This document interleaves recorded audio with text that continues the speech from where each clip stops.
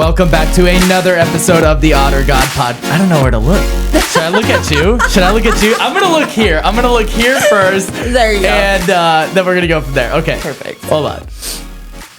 Welcome back to another episode of the Otter God Pod, where we talk about sobriety, spirituality, and everything in between. Powered by Plugged In Recovery. Guys, real quick, look around.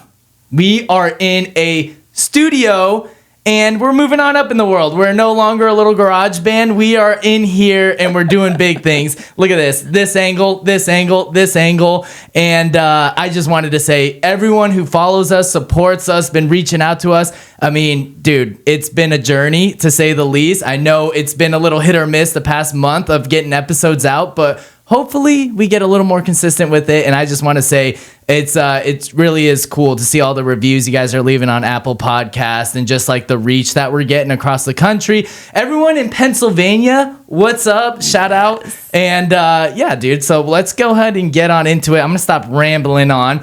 This week's guest, very, very special guest. And I'm excited that we get to sit down, spend some time with her, learn a little bit about her story and what she's doing. She's got a lot of cool things. Very busy. She is literally everywhere at one time. It's impressive. So thank you. Hey, Christin. Christin Day. Hi. How are you? Good, Thank you for having me. How are you? I'm great. Tired, but good.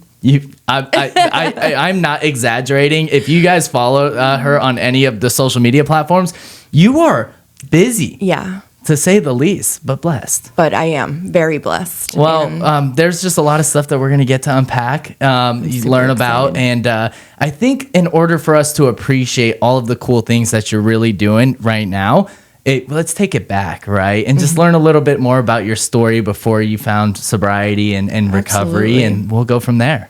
So, like I said, my name is Christin Day. I am an alcoholic and an addict. My sobriety date is 11/22/17. I know, it's crazy.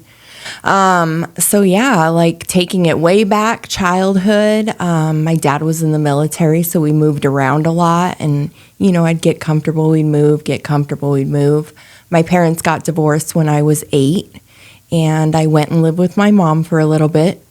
She started, you know, a family and getting remarried. And again, you're not my dad. I don't have to listen to you. So then she'd get sick of my shit and she'd send me to my dad's. And my dad, you know, got remarried and had kids. And you're not my mom. I don't have to listen to you either. And it was a vicious cycle. You know, it was super crazy. And I moved back and forth between the two of them. And I ended up moving back out here to Arizona in 96. So I'll show my age right now because I'm going to be 42. And yeah, so I went to Deer Valley High School. And I was always a follower. You know, I always wanted to be like my friends. And the group of girls that I was hanging out with at that time were having sex at a young age. They were drinking and partying. And of course, you know, peer pressure, I do it too. So unfortunately, I got pregnant and I was 14 and I ended up having an abortion. And again, like guilt and shame, you know what I mean? I was into older guys, so I got pregnant by an 18-year-old when I was 14, and going to my parents and telling them that I'm pregnant, like, oh my gosh, my mom's like, let's go, you know? So I got the abortion, and then I always say in my story, like, I can put the drugs and the alcohol down, but men were my number one addiction. You know, I had to fill that void all the time, relationship to relationship. Metro Center was the hangout. Like I said, I'll show my age right now because we'd skip school and go to Metro Center and smoke weed and drink and hang out. And I was walking up the escalator. Dude was walking down. I was like, oh, you have a nice butt. And boom, I'm pregnant again. Wow. Yeah. So 16 and pregnant now. And I go to my parents and let them know that I'm pregnant again. And my mom's like, what are you going to do? And I was like, but I love him, you know, I love him and I want to be with him and I want to have this baby. And my mom's like, okay. And I came to her with the idea that I wanted to get married at 16, and she was like, where do I sign? Really? Yeah. Wow. She's like, where do I sign? Like, you're his problem now, not mine. And I got married. Wow. Yeah. So that was super crazy, getting married at 16 and being pregnant. I didn't want to be a statistic, so I wanted to make sure that I graduated high school. You know, I didn't want to quit because I was pregnant. And I went to a teen parenting school downtown, and I worked at my own pace, and I graduated a year and a half early, and that was super cool, you know, like being able to work at my own pace. The high school that I went to, like, you could actually bring your children there to school with you, and like they had like a nursery and stuff. So that was cool. I was 4 months pregnant when I graduated, and it was awesome, you know, like my husband and I, we had an apartment in Surprise, and like we started like building the nursery and getting all ready for our son to be born. And I was 6 months pregnant, and I ended up having a miscarriage. Super traumatic, you know, I don't wish that upon anybody. Unfortunately, you know, that put a damper on my marriage, and it brought out a lot of ugly. And so my husband ended up joining the military. And when he joined the military, he went off to boot camp and all that. And he ended up cheating on me while he was in boot camp, you know. And I'm suppressing my feelings here with drugs and alcohol because I don't know how to deal with them. And, you know, I'm mourning the death of my son, which was a super traumatic event. And then now finding out that my husband has cheated on me, like, it's just, you know, my life is crazy and it's spiraling down. My husband came back from boot camp, and I may have taken a butcher knife to objects on his body. Wow. I tried to do a Lorena Bobbitt on him, but Allegedly. Allegedly, yeah. But I was unsuccessful, and I can remember the cops showing up to the house that night. It's like 2:00 in the morning, and the window's open, and they can hear like screaming, and the cop shows up, and he's like, and what happened? And I was like, well, he was sticking his thing in things he shouldn't have.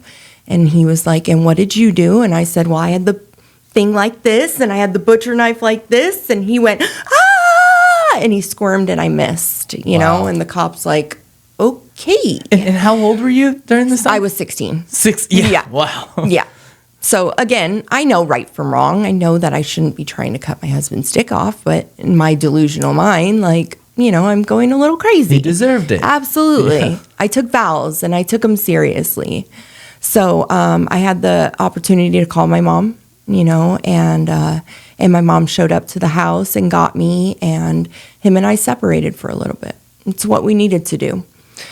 He got shipped off to Fort Hood to get stationed over there, and I stayed here in our apartment, and again, drugs and alcohol, and suppressing those feelings, and just going through everything. And so he called me about 2 months later and was like, listen, man, like, we're married, like, let's make this work. I had nothing going here for me. So I packed my stuff and I left. And I went over there, and it's crazy now because, like, I was born in Fort Hood. So getting stationed there as a military wife, I was like, oh my God, you know. Back to where it all started. Right, totally. And going there, and, you know, I had turned 17, and it's crazy because, like, when you're underage, and he literally became my guardian, you know. So, like, every little thing I did, and that's my husband, that's my guardian. So, like, permission to do things, you know. So I moved there to Texas, and within like a month and a half, I'm pregnant again. In my delusional mind, like, a baby's going to fix all this, you know, it's going to fix our marriage and everything's going to be great. And it just wasn't. He ended up cheating on me again with the neighbor, and I was just like, I can't do this anymore.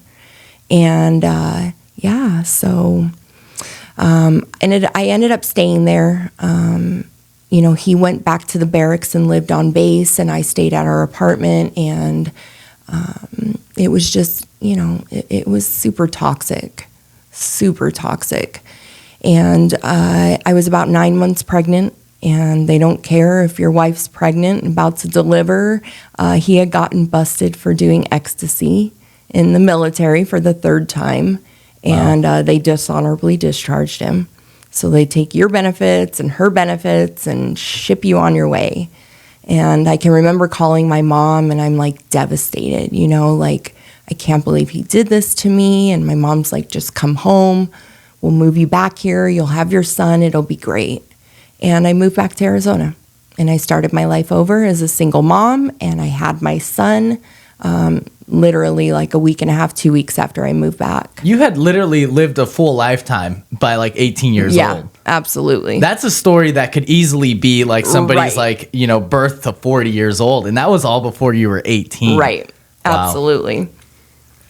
So it was crazy, you know, I moved back here, and life was great. You know, I filed for divorce, and I started college, and I got a full ride scholarship to ASU West for elementary education because I always wanted to be a teacher. And I got my own little apartment, and I moved out of mommy and daddy's, and, you know, I raised my son to the best of my ability. No child support from his dad. His dad had nothing to do with him. And I was just doing the thing, you know. I was working 3 jobs and going to school full time and raising my son, and life was beautiful. But I was exhausted, you know, running around and doing all those things. I was tired.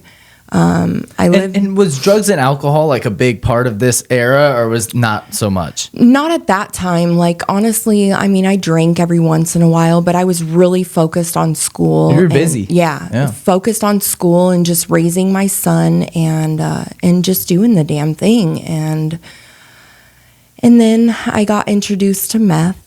You know, at first when I got introduced to meth, it was just like I was just doing a little side job, and like it was take your car over here, take it down the street, drop off this package, don't ask any questions, and that was cool. But like I said, I'm freaking exhausted, you know, and they were like, oh, just do a little bump of this and you'll be fine. And I'm like, oh my gosh, this is dope. Like, this is great. You're like, I'm alert. I can do what I need to do. I can do whatever I want, and I can raise my kid, and I can work 3 jobs, and I can, you know, fulfill my assignments for college. And wow. And yeah, I was doing meth every day, and I couldn't stop. You know, the house got raided, and I got my son, you know, I gave my parents temporary guardianship because I didn't want to deal with CPS. And I went on, you know, I lost my scholarship. I got fired from a job, quit another job, and I just became a full-fledged tweaker, you know. Unfortunately, I was, you know, transporting drugs over the border and, you know, taking it to California, New Mexico, and Nevada, and just all these little places, and I couldn't stop. And before you know it, I'm pregnant again. And so now I'm pregnant with a little girl, and I can just remember like hitting that pipe every day and like, God, please help me get out of this situation that I'm in. And sometimes God does for us what we can't do for ourselves. I ended up selling 2 ounces of meth to an undercover cop. That'll do it. Kind of frowned upon being pregnant, smoking meth. Like, they don't like that. And I got arrested. And I ended up in Estrella, which is crazy, you know. I really hadn't been in too much trouble, you know, growing up. That was really like one of my first things. And so I ended up in Estrella and, you know, calling my mom every day. And she started going to like Al-Anon. So she was learning like the whole tough love thing. And I'm like, who the fuck is teaching her this shit? You know, like, why aren't you enabling me? Right. Like, I need you right now. I need you, you know? And my mom's like, you're going to stay in there and you're going to learn. And then, of course, I'm like, well, my baby's dad's going to get me out, you know? No, he could give 2 shits less. So I stayed in there for a little bit. Like I said, I was about 6 months pregnant. Finally, I was 9 months pregnant, and I begged my parents during visits, like, please, just don't let me have this baby in jail. Like, get me out. I'll do whatever you want. And my mom said, you find a treatment center and I'll get you out. So I found a treatment center and I went to LifeWell, and I had my daughter. And she was born 3 weeks early, 9 pounds, 22 and a half inches long, and not a trace of meth in her. Wow. Yeah. And that's God. That's incredible. That's God, you know. Like I said, if I wouldn't have went to jail, I would never have stopped, you know. And sometimes some people need that. So I went to treatment and I had my daughter in there and it was super great. My daughter was born December 17th. So Christmas time, your family can come, they can visit, all that good stuff. And my mom came and I didn't want to be there. You know, I didn't like what I was doing it just to appease everybody else, shut everybody else up. And my mom's like, oh, this place is gross. And I was like, yeah, they have bed bugs. And my mom's like, pack your stuff, let's go. And I went home to mommy and daddy's, you know? So I go home to mommy and daddy's with this newborn little girl and, you know, I'm sick. I'm very, very sick. And again, in my delusional mind, like men are my problem. I start going to Crystal Meth Anonymous meetings and I meet a girl, total trauma bond. Yeah, there I'm you going go. to become a lesbian for a little bit because Switch teams. Switch teams, You're like, fuck you know, guys. fuck guys. That's how we were. We were totally on this whole fuck men thing. And yeah, so I started a lesbian relationship. I don't recommend it. Bitches are crazy, just saying. The grass is not greener. No, not at all. At all. So I, you know, we're going to these meetings and it's super cool. She's a stripper. So like Great we would choice. drop the kids off at the babysitter's house and we would go to the strip club and basically we'd rob dudes for everything they had, you know, and live that whole lifestyle. But I was sober, you know, and we were doing good for a little bit. And then I started like noticing like she would disappear in the bathroom for like 30, 45 minutes. And of course, like I have no coping skills, you know what I mean? So like you're getting high and I know like I want to be on your level, like bust out, you know? And she busts out and I got high, you know? And now I'm getting high and dropping the kid off at the babysitters, and what I thought was for like 8 to 10 hours was like 2 to 3 days because we're in that tweaker mentality, you know? And it's not fair to that little girl, you know? It's really not. And it wasn't just a random person that I'm dropping my kid off at. Like it was a family friend. She's known me over half my life, and she's like, Christin, like, what's going on? And I'm like, I can't do this. I can't drag this little girl through this. It's not fair. And I asked them to adopt her, you know. Her adopted parents are a huge part of my recovery. I don't know that I would be where I am today if it wasn't for them. It was an open adoption, so she knows that I'm her mom. And it's cool because, like, she's 20 now, and I've gotten to experience a lot of good things with her, you know, watching her grow up. And I'm just super blessed with that, you know. So back to the whole strip club thing, and, you know, we're robbing dudes, and I meet this biker, and he's like a tattoo artist, and I'm like, oh my God, you know, and I'm not a lesbian, and I want to, you know, so I drop the stripper, and I get with him, and he's like 45, and I'm like 23, and I'm like, but I love him, you know, and I get clean for a little bit, and I do good, and I get pregnant again, you know, because that's I drink the water, I get pregnant, and you walk by me, I get pregnant. So I end up getting pregnant, and, you know, this pregnancy was kind of planned. You know, I wanted a chance to be the mom that I was supposed to be. And so like I said, you know, tattoo artist, biker, like, he's going home to California on the weekends to check on the tattoo shop, so he says, and he's actually going home to check on the wife and kids. Yeah. And I was like, damn, my men picker was really bad at that time. Not the best. Not the best at all. So it's funny because my sponsor always said, like, please don't pick any men. Like, your picker is really bad. Let God place an amazing man in your life when you're ready. So yeah, it was a bad choice, and now I'm pregnant again, and I'm like, what am I going to do? And I'm going to bring another child into this world where their father isn't part of their life, and because none of my kids' dads are in their life, unfortunately. And that's not by my choice. Like, that's their choice. I would kill for my kids' dads to be in their lives and watch, what they have become. But, I meet a guy a couple months later after I have my daughter, my second daughter, and I get married, obviously, my thing is that I always use meth as a weight loser, because my weight has always been an issue. I was always a bigger girl. So I know that if I use meth for 30 days, I can go and lose 20, 30 pounds. And Controlled meth use, Absolutely. It's for a specific purpose. 30-day meth diet and you're fine. And there's no such thing. There's no control. Once I start, I can't stop, So I do the meth and now I'm, my husband at the time, and he's like, I'm not down with the whole meth thing, but I take pills. And so I'm going to get off meth and take pills and everything's going to be great. And it just wasn't, know.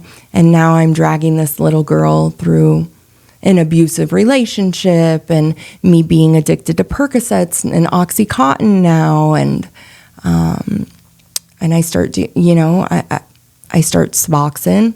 I go on the whole Suboxone maintenance for a little bit and try to work on my marriage. And again, super toxic because my men picker is bad.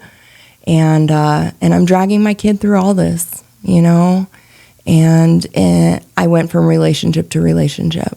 I ended up getting divorced from my second husband, and I went to beauty school, and I was trying to reinvent myself and do good things. And, I was partying here and there, but I wasn't doing meth anymore. And I was just drinking and taking pills every once in a while. If I drank too much, I would do a little bit of coke just to sober up. And again, just dragging this little girl through all that craziness. And in 2015, I got introduced to the needle, and I got introduced to heroin. It was on and popping from there. Yeah. I was in an abusive relationship again. And now, in a matter of 32 days from sticking a needle in my arm, I lost the house, the car, and the kid. Wow. Yeah. 32 days. Boom. Gone. And I can remember going through that, and my sister had went behind my back and petitioned the courts and told them that I was neglecting my daughter and there was drug abuse and I was in an abusive relationship. So there was no questions, no questions about it. I didn't have my other two children. So boom, she was granted a temporary guardianship. And yeah. Wow. Yeah. And how old are you now? At that time, I am 33. Wow. Yeah. 33, 2 failed marriages, 3 kids later, and life is just unmanageable. Yeah. And I'm in this abusive relationship, and he's my drug, and I just can't get away from him. In 2015, in October, I end up going to treatment. And I go to Native American Connections, and I really, I got away from the guy, and I really buckled down, and I made the best of treatment. I really took it all in, and so I thought, I took it all in, and You're like, I got it this time. Yeah, no, totally. I got it, I ain't got shit. I'm never going back to it, I promise. For sure. And so I do good for a little bit, and I did the 45-day program. I'm a bougie ass drug addict. Like, you got me fucked up if you think I'm walking or taking the light rail or the bus. Like, I'll steal your car, I'll steal your motorcycle. So God humbled me very quickly. And I ended up in a sober living, or it was more like a halfway house for women. And it was on 14th Street in Van Buren. And I had to get on the bus every morning with the girls and take it all the way down to Central and then get on the light rail and go to Campbell. So I did that for, 4 months, and I graduated, and I did really, really good. I got a whole bunch of certificates, and I was, appeasing DCS, and I was doing everything. I was passing all my drug tests, and I ended up moving back to mommy and daddy's, because that's what we do, The natural next step. Right. Go right back to where it all started. Absolutely. So I moved back to mom and dad's, and I'm chairing meetings, and I'm sponsoring girls, and like I get like cocky, like, oh, I got this, Again, I don't have God shit. didn't do this. I did this. Look this. at everything I did. Exactly. And I'm 3 weeks away from my reunification date with my daughter, and I get loaded. Wow. And I lost her. Wow. My rights were severed, and she was adopted by my little sister, and I didn't see her for 3.5 years. Yeah. They talk about that too, where it's just like with alcoholics, it's like I think in the big book it talks about like the important appointment was never met, and it's just like we have just like this ability to right before all the good things are about to happen, you just go and fuck it all up. Absolutely. And I self-sabotaged, because I didn't heal from the things that had hurt me. My motto in life right now is that if you don't heal from your past trauma, you're going to bleed onto others that have never hurt you before. Right? So I really took a break this time. I went on that relapse for 1.5 years. I was super sick, super dark places. Like, I just wanted to die. I couldn't believe that this was my life, and I had lost my child, that my rights were severed. Like, I was devastated. I felt like I was a piece of shit, and that my kids would be better off without me, and I would do anything and everything to kill myself. And I'd wake up in the hotel room in the morning with a needle in my arm, like screaming, like, why am I still here? Like, why won't you take me? And I know now I have a purpose. I do have a purpose on this earth, and it's to give other alcoholics and addicts hope that, there is a light at the end of the tunnel, and we do recover, but it takes work. A lot of work. A lot of work.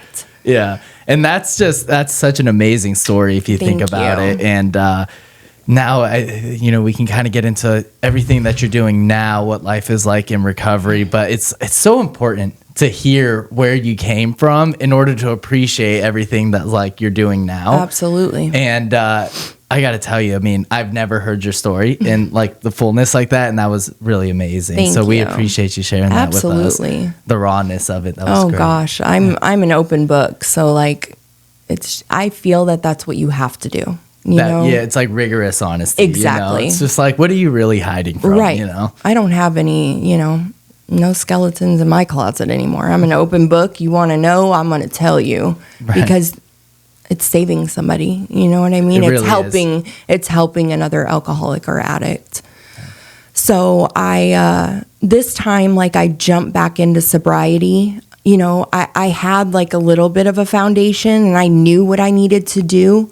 I got away from the guy, and I ended up moving in with my daughter's adopted parents.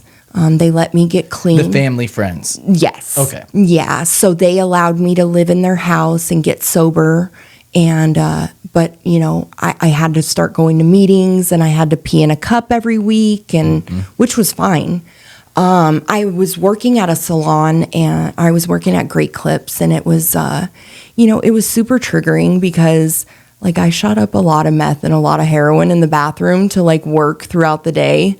And I went to my boss, and I was super honest with her and like, listen, like I shot up dope in the bathroom every day. She's like, that's how you were doing like 42 haircuts fucking She's 8 like, I hour had no idea. shift. It's like, how did you not know? Yeah. 8 hour shift. I'm doing 42 haircuts. And she's like, now it makes sense. And so that was super triggering. I worked there for another, I don't know, maybe 6-7 months. And then I was like, I just don't want to do this anymore. I want to work in recovery. This time again in sobriety, like I jumped with both feet in. I wasn't doing it to appease DCS. I wasn't doing it to appease my family. Like I was finally doing it for myself. I will tell you, kids are a great motivator, but you'll never stay sober for them. Yeah. I'm living proof, I had it all in the palm of my hand and I fucked it up with one shot, So I really started focusing on who Christin was and what Christin wanted. And I thoroughly worked my steps to the best of my ability. And I started sponsoring women and I worked in recovery and my life completely changed. I had that spiritual awakening that they talk about in the book. And then I was about 2 years sober and God placed an amazing man in my life when I least expected it. And it wasn't, you didn't pick him. No, I did not pick him, which was great because the picker probably still wasn't that good. The picker was not good, and I can remember meeting him and I was just like, holy shit, dude. Like I was in love. Like I literally had to like wipe my mouth when this man spoke because I was like, and he would spit the big book and I'm like, oh my God. You know what I mean? Talk program to me. Yes. I'm like, talk dirty to me, you know? So it was great, and as addicts, like we move quick, Ian and I met in August at the CA convention, and then September we made it official.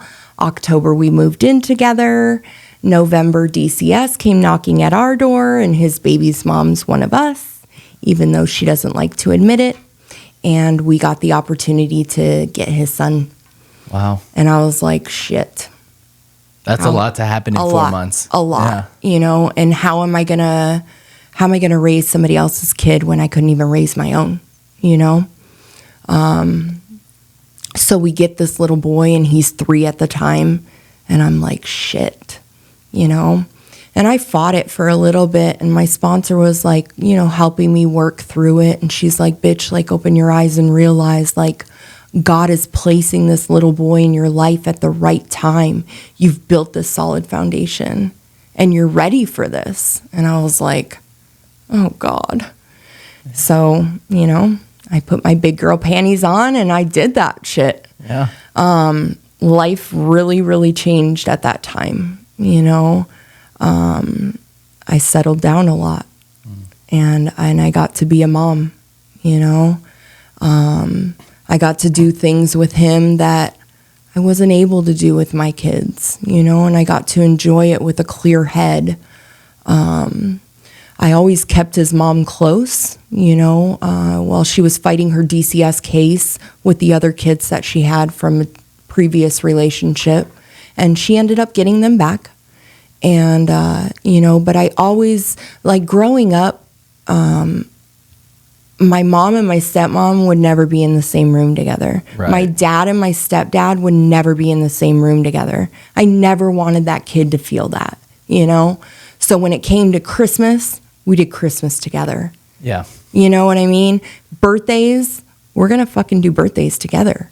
And we're going to show him that it's okay for us to co-parent. About August of last year, I started noticing things were not going right with her, and she was getting high again, But my husband and I got married in November of 2021. Super amazing. Oh my God. Our wedding was absolutely beautiful. We literally, 95% of the people at our wedding was our family from recovery, And Isn't that crazy? It's crazy. It's like the people that you meet like in recovery, they're like the ones who show up to things like that, you know? And it's like it's a whole nother thing than what you usually are used to like before For like finding sure. that. Absolutely. Yeah. So they became my family, you know, and at this time, like I'm having a relationship with all three of my kids, and Ian has another child, a little girl. And she got to come out from Indiana and be our flower girl. And she went back home and she told Mom that she wants to live with Daddy. Oh. And I was like, oh, fuck, now we get into. Yeah. Whew. All right, God. There you go. Let's go, you know. So in June of 2022, Harmony moved in with us. And I was like, yeah, now I'm going to raise two kids. And I'm like, oh God, what if I fuck them up? You know, like I had so much guilt and so much shame.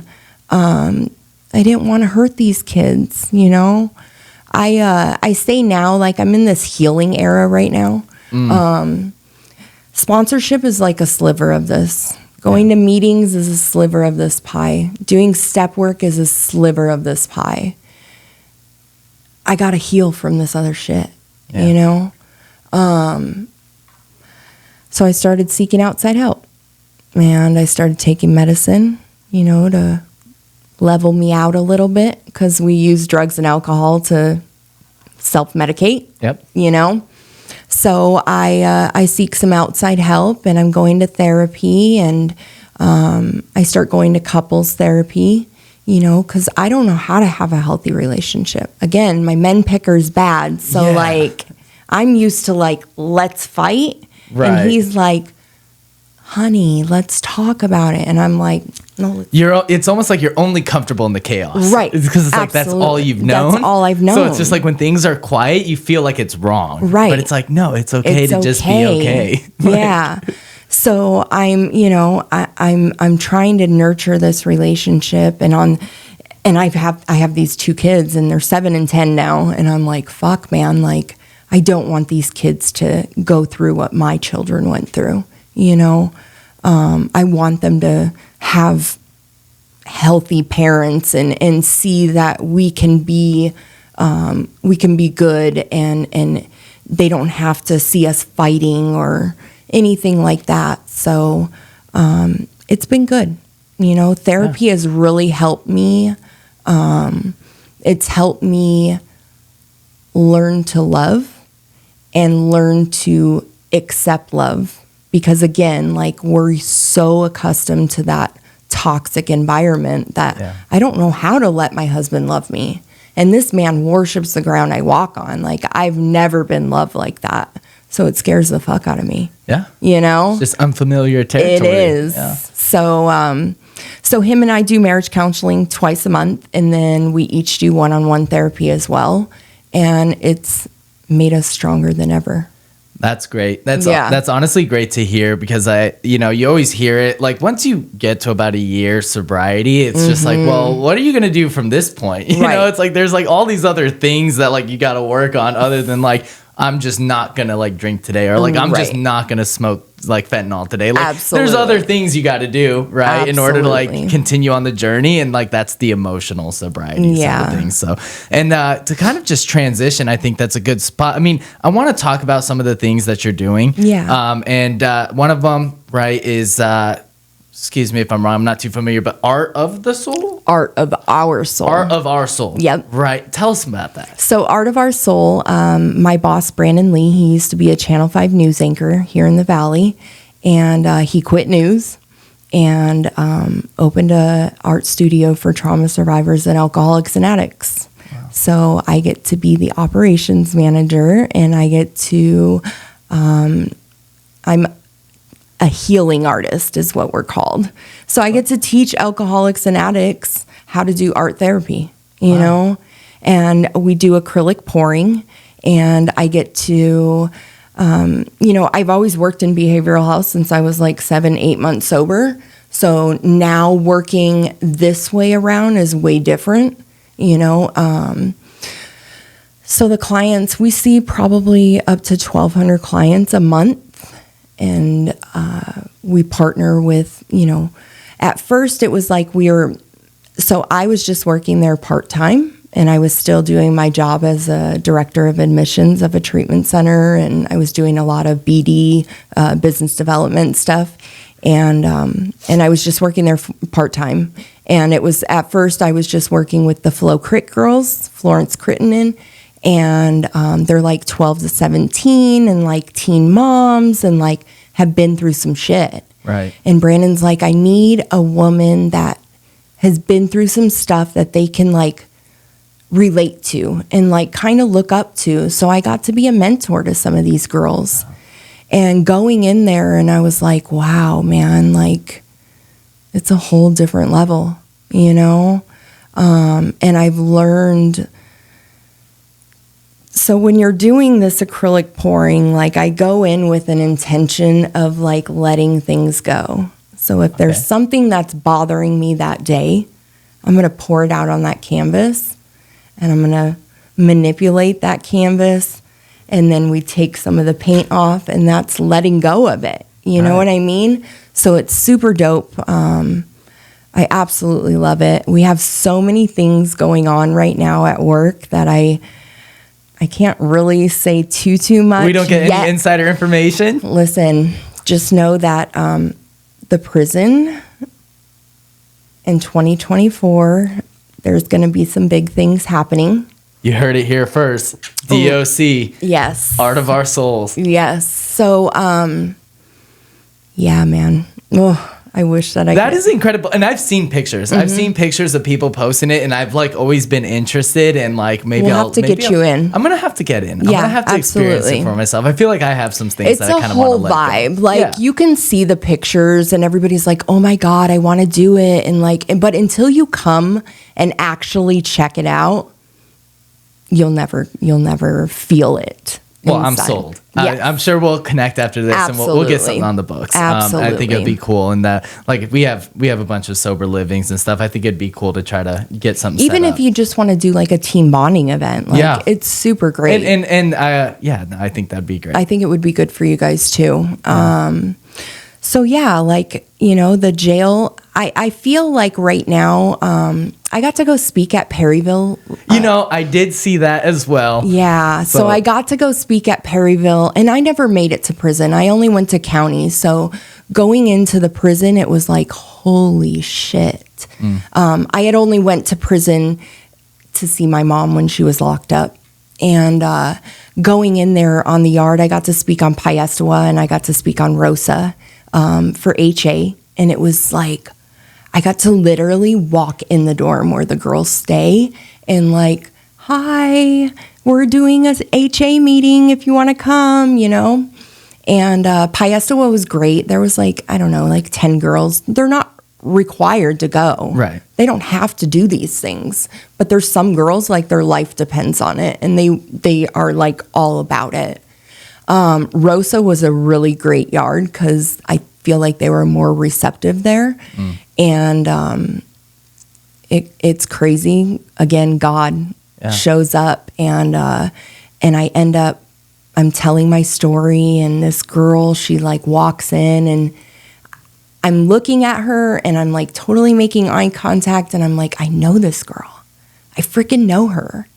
And she comes up to me after the meeting, and she goes, do you remember me? And I said, refresh my memory. I did drugs and fucked up my head a little bit. I said, but I do remember you. I just don't remember how. And she goes, I messaged you 2 years ago to sponsor me. And I was like, shut the fuck. And then she's like, starts going into the story, and I'm like, oh my God. Wow. Again. Is it odd or is it God? Is it odd or is it God? Totally God. Yeah. Totally God. And she's crying, and I'm crying, and I'm like, I don't have my eyelash glue. Like, oh God, and again, like, that's all God right there. Wow. Like, what are the chances of me going to that yard, you know what, and like running into you? Yeah. And she had lost her kids, and she was totally at rock bottom, and she got sentenced till November, but I get to now communicate with her. Right. You know, they get tablets in there. So I had a sponsee that I got to do step work with her through the tablets, and that was super cool. Yeah. And then me and Colby, do you know Colby? Love Colby, I fucking love Colby so much. Who doesn't? I know. She's another one. She's literally everywhere. So I'm West Valley, she's East Valley, and then we meet in the middle, you know. Super great. And her and I take a meeting into Estrella on Sundays at 5:30, and we get to bring with Rhonda Wright. And we get to bring a meeting in there to those inmates and those girls. Oh my gosh. And it's great. Like the pod that we're in right now. So when I was in jail, they took us out to like the chapel and put us in there. Now they literally take us into the dorm and lock us in there. Really? Yeah. Wow. So like that door locks and you're like, oh, so, oh boy, here we go. And they put us in the TV room, and you know, and the girls, they all have their trays, and like Colby's funny because she's like, I need to smell that stuff and just remind myself what it is, like that slop. And I'm like, you know, I would never, even when I was in jail, like I would never just eat get the down slop. with the spread. No, I was like peanut butter and bread was my life. Yeah. So, we get to do that. That's amazing. And that's, again, God. That always amazes me, like when people, we had a guest on the podcast a couple months ago, and he was like a year and a half sober and then got sentenced to 4 years in prison, kept his same sponsor, was in prison that whole time, kept his sobriety, ended up becoming a peer support specialist while he was in there, all that kind of stuff, and then got out, still working with the same sponsor, still sober. And it's like, that amazes me. Yeah. It's like to be able to just like look at a 4-year prison sentence and be like, I'm gonna get through this. Like, I'm just gonna go in there, do my time, stay sober, and like come out the other end better for it. Absolutely. Is amazing. Yeah, I love it. You know, like the gifts of sobriety, you know, I've gotten my rights restored. I can carry a pew-pew. What? Voting. I can What's vote. up? Like 2024 is going to be my first time ever voting. What? I'm like, oh God, who do I vote for? Like, what do I do? It's like, I don't know. I don't even know. That's awesome. I don't even know. So, but I'm learning, you know, I'm learning so much. And I just feel like you have to stay open-minded and willing. Always. Always. Because it's like, it's very fluid. You know what I mean? It's just like what it's like in your first 6 months of sobriety is going to be completely different than like your year. And then Absolutely. Like the further you go on, it's just like, you know, you just got to, like, it's life. For life sure. Gets lifey. Exactly. You know? I did want to touch on your modeling as well. Because I feel like that's a huge part of like your brand, like who you are, and it's all about like female empowerment and like recovery. Why don't you tell us a little bit about that? So I got into modeling when I was about 90 days sober, and it was kind of, you know, I have really low self-esteem. You know, I'd been beaten that I you have a hell of a story. Thank you. You know, I'm beaten and just told that I'm a piece of shit and you're this and you're that, and you start believing those things. So I ended up getting casted for a fashion show, and I was like, all right, like I'll do this.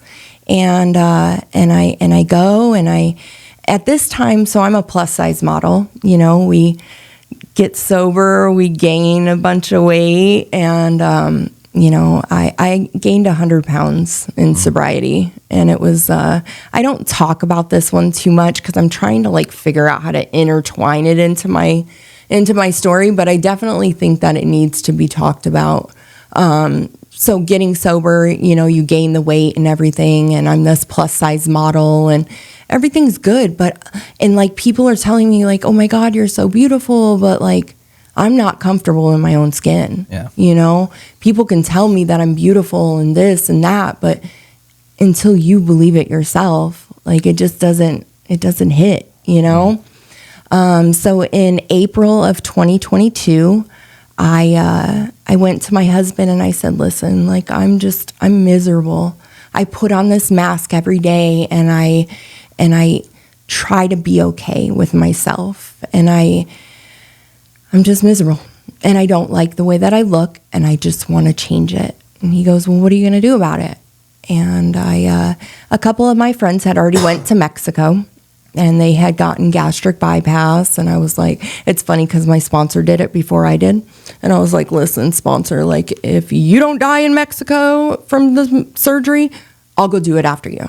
Right. So we're it's gonna, like you first. You first, you know? So a couple of the girls did it. No complications. Everything was great. I'm like, fuck it. Let's go. Let's do it. Yeah. So my husband fully supported me, and I went to Mexico with another friend. She's my sober sister in sobriety, so, you know, and we got surgery, and it was absolutely amazing. Everything went well. Everything went well. You know, and I hear about that because I've been thinking about getting some dental work done, and people are like, you should mine done too. They're like, you should go to Mexico, and I'm like, I don't know. Like, I'm gonna give you a business card after this because that was another thing. So like, my ex had knocked some of my teeth out, and I needed some implants and stuff. And again, I'm like really self-conscious about my smile and stuff like that. And I went to Mexico. Really? Mexico's the shit, dude. We'll connect on that. Absolutely. We'll connect on that for sure because I'm a full yes supporter of Mexico. Viva Mexico. Yeah. I love it. Like I just got, 6 crowns and 3 implants and 2 bone grafts and a filling for $5,200. Yeah. Hey, I promise you this episode is not sponsored by Mexico, but we are big fans. Absolutely. of our friends across the border. Absolutely. But no, that's awesome. Yeah. So, I did that, and the whole modeling thing though is really went to a whole other level now. I literally, when I'm saying, I'm like, she is literally just doing it. Yeah. You are out there just getting it. That's I awesome. love it though. Did you not just win a pageant? Is that what I saw on I did. Facebook? Okay. So during this whole like modeling thing, I got asked to be part of a pageant for $1 Million Diamond pageantry. And I was crowned Miss Classic Arizona 2024. What? Yeah. So that's a whole other level. Like pageantry is like, it's different. There's levels. There is. And it's a whole lifestyle change, and just everybody's watching you at all times. Do you feel like you're campaigning almost all the time? Yes. Absolutely. That's what I would imagine. It's Absolutely. Kind of like, But I built my brand on myself and being a hope dealer, and so it's easy. It is. But I am, October, I'm going for Miss World or Miss Universe. For the $1 Million Diamond pageantry, and I'm super excited. We'll help you out. We'll ask you a question here. How do you plan on changing the world? Right. Helping all addicts and alcoholics. You know what I mean? Like, again, that's my life's purpose. Wow. I feel like I've turned my mess into a message. You know what I mean? Wow, I love that. Yeah. Turn your mess into a message. Episode name? Probably. Right. I love it. Absolutely. So, the modeling thing, the pageantry stuff, it's absolutely amazing. My husband and I opened a tattoo shop. Yeah. Yeah. So like, how's that going? Oh my gosh. You were just great. At the tattoo expo. You had a booth. And then in May, we have the Invitational Tattoo Convention. And that's super dope because like you have to be invited to that one. You don't just get to buy a booth. So he was personally invited, and we get to go there. And these are just things like sobriety has brought us. Built on the foundation of recovery. Absolutely. And like, so we opened on October 13th, Friday the 13th. And okay. Why is that a popular day for tattoos? I feel $13 tattoos. Is that what it is? Absolutely. I feel like I got my... Really? My little 13 right here with my Really? It's like everybody's like, it's Friday the 13th, we're going to get tattoos. I'm like, why? Yeah. It's $13 tattoos with $7 tip. So they're $20, but okay. It's a lot of fun. It's like the Black Friday of tattoo industry. Wow. Yeah. So, with Brandon being my boss and him having connections with the news, he got to message a couple people at Channel 3, and they came down and did a whole segment on us. And really? Yeah, it was super dope. So we got some exposure there, and, just being able to, we're everywhere in recovery, you know what I mean? And like everybody knows us from us being sober and in the recovery community. So like, that's what we base our tattoo shop on.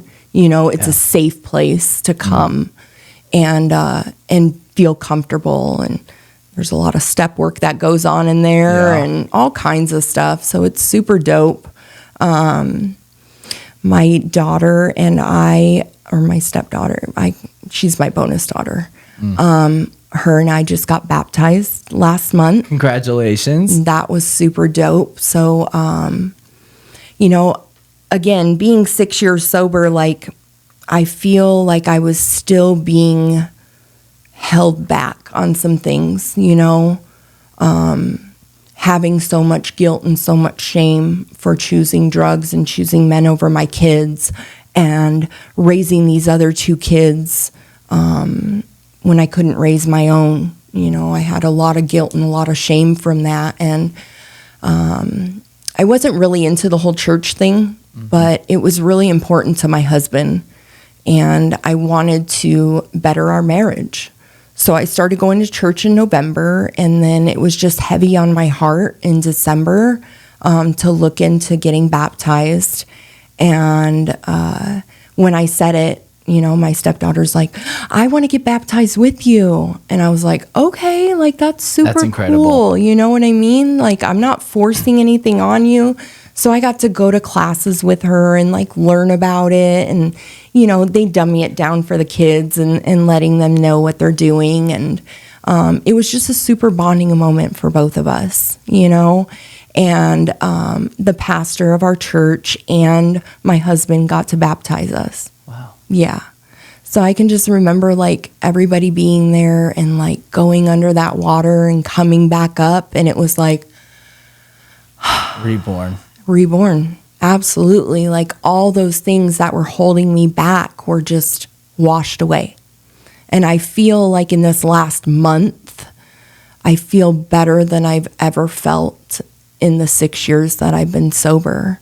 Like, you can't fuck with my vibe right now. Can't bring me down. No. I'm on a high right now. Right. Totally. And just everything going on, like God has showed up so much in my life. Never left. Yeah. Never left. I'm just more clear-minded and seeing it a lot more than before. Yeah. So isn't that crazy how you can kind of like things that like happen in your life, looking back on it when you start connecting the dots and you're like, God, that was God and that was God and that was God. But it's like when you're in the middle of it, sometimes you just don't see it. Right. And I'm just like, holy shit. Divine man. Intervention. Absolutely. Yeah. Absolutely. Well, that's amazing. And again, thank you so much for stopping by with us. Absolutely. Before we close it up, I always ask everyone this, and that maybe, do you have anybody who's watching who might be early in sobriety? Maybe they were coming off a relapse, having a hard time coming back, having trouble reaching out for help, whatever it is. Do you have any words of encouragement or advice for them? Listen, it doesn't matter where you've come from or what you've done. You can always do anything you put your mind to. Pick up the phone. I know it's fucking heavy sometimes. I get it. But you're not alone. Like, we've all been there. We've been through what you're going through. And just reach out. Reach out. Too many people are dying. It really is heartbreaking. I, even in my 6 years sober, I've been to like 55 funerals. Yeah. It's devastating. And they're getting younger and younger and younger. And it's just fucking heartbreaking. I just had a friend, 12 years old, her daughter. You know what I mean? Like, what the fuck, dude? What the fuck? So I'm open and honest with my kids. And, my kids know about my addiction. I want them to be aware of these things because I don't want them to go through what we've been through, Right. So, again, if you're new, fucking stay. Don't leave before the miracle happens. I love that. Well, thank you so much. I mean, Absolutely. honestly, that was amazing. Thank you. And we appreciate you stopping by today. Guys, real quick, just a quick message. Plugged in Recovery. They sponsor the pod, so we're going to shout them out. Sober Living, male and female, Chandler, Mesa, Scottsdale, Glendale. We're all across the valley, so if you guys are looking for a bed or you need some more information or you're just looking for someone to talk to, you can give us a call. I'll most likely answer 602-919-4242. Also, we are going to put some information for Art of Our Soul in the link in the description, as well as maybe on the screen right here if you guys want to look into that. And we'll have all of her socials on that as well. So if you guys want to follow her journey, I'm telling you, she's busy. You'll see her around. So thank you so much, Christin. Thanks for having me. I really appreciate it. Thank you. We'll see you guys next week.